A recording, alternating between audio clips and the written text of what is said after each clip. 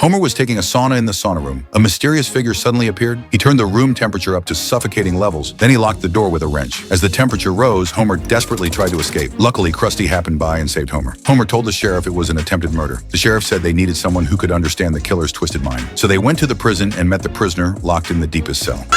Sideshow Bob! Just call me Bob. Bob!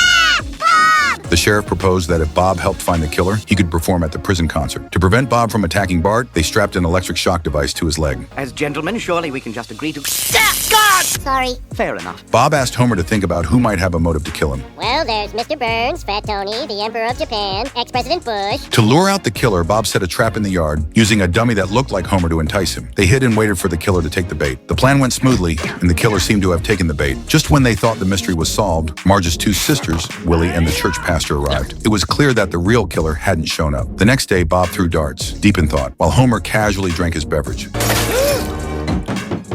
Back home, Bob noticed a black stain on the invitation. Though they still couldn't identify the killer, they were certain they'd strike again. He told Homer to keep a low profile, but suddenly a group burst in, declaring Homer the Carnival King. Bob warned that it was a trap. The killer had definitely manipulated all of Homer's votes, but he also thought it was a good opportunity to lure the killer out. On the day of the carnival, Bob noticed that Homer's float was moving, but there was no engine noise. The sheriff said that a mechanic had adjusted it before the parade. Some mechanic tuned it up right before the parade. Bob realized the brake lines had been cut. He urgently told Homer to jump off. The float was heading toward the Swordfish Museum.